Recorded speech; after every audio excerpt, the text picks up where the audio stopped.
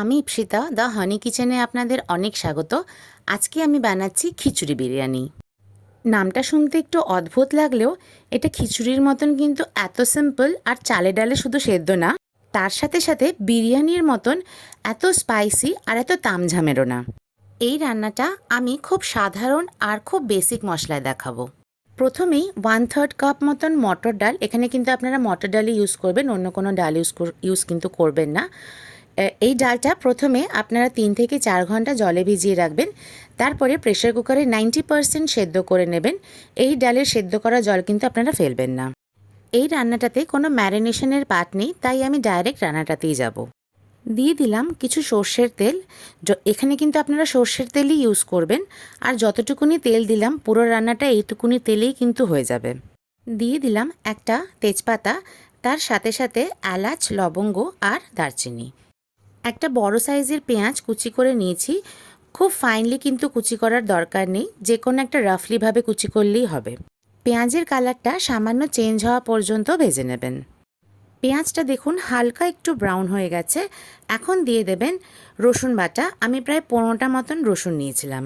আর দিচ্ছি আদা বাটা, প্রায় 1.5 ইঞ্চি মতন আদা আমি এখানে বেটে নিয়েছি। আর 1 মিনিট মতন ভাজবেন, যতক্ষণ না পর্যন্ত পেঁয়াজের কালারটা হালকা একটু ব্রাউন হয়। দিলাম হলুদ, আর দিলাম শুকনো লঙ্কার গুঁড়ো আর কাশ্মীরি লাল লঙ্কার গুঁড়ো একসাথে। যদি আপনারা শুকনো লঙ্কার গুঁড়ো না খেতে চান, সেখানে আপনারা একটু লঙ্কা বাটা দেবেন।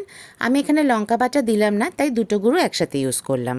যদি শুকনো লঙ্কার গুঁড়োটা নাও খেতে চান, তাহলে অ্যাটলিস্ট কাশ্মীরি লাল লঙ্কার গুঁড়োটা ইউজ করবেন, এতে কালারটা বেশ সুন্দর হবে। আমি এই রান্নাটাতে না টমেটো না দই কোনোটারই কিন্তু ইউজ করব না। এখন খুব ভালো করে ঢাকা দিয়ে দিয়ে টাইম দিয়ে ভাজবেন। মাঝে নুন আর গরম মশলার গুঁড়ো দিয়ে দেবেন। যেই বেসিক গরম মশলাটা বাড়িতে আমরা বানাই বা বেটে থাকি, সেটাই কিন্তু ইউজ করবেন। এখন দিয়ে দেবেন 1/2 ইঞ্চি মতন জায়ফল। আপনারা জায়ফলটাকে গুঁড়ো করেও দিতে পারেন, নয়তো এমনভাবে ঘষেও দিতে পারেন। আমি জাস্ট আর 1 মিনিট মতন ভাজলাম, বেশ তেল বেরিয়ে এসেছে। এখন দিয়ে দিলাম চিকেনগুলো।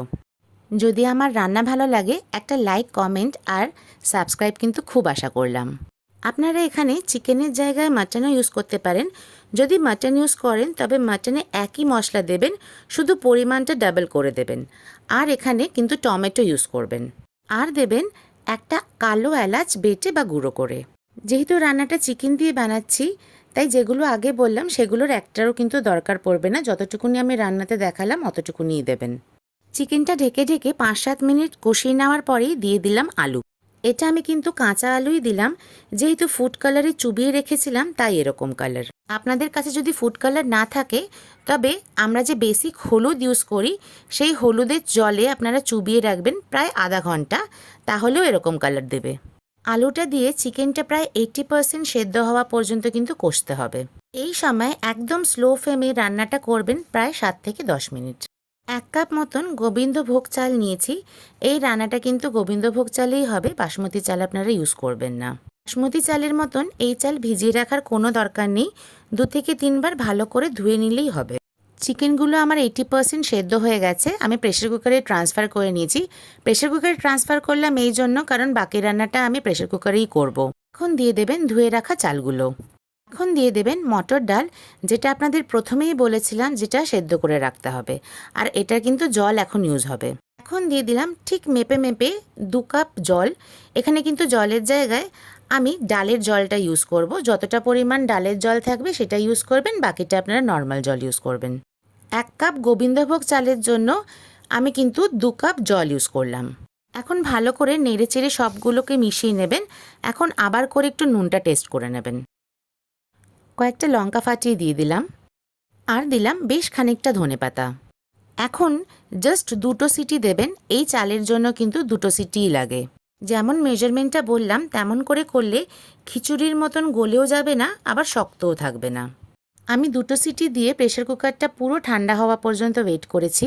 তারপরে দেখুন খুলে দিলাম। একদম ঝুরো ঝুরো মতনও হয়নি কিন্তু, কারণ যেহেতু আমরা গোবিন্দভোগ চাল ইউজ করেছি, কিন্তু আমরা যেরকম খিচুড়ি খাই সেরকম কিন্তু গলেও যাবে না। এই রেসিপিটা একবার হলেও বানিয়ে খাবেন। খুব বেসিক মশলার খিচুড়িটা কিন্তু বানালাম।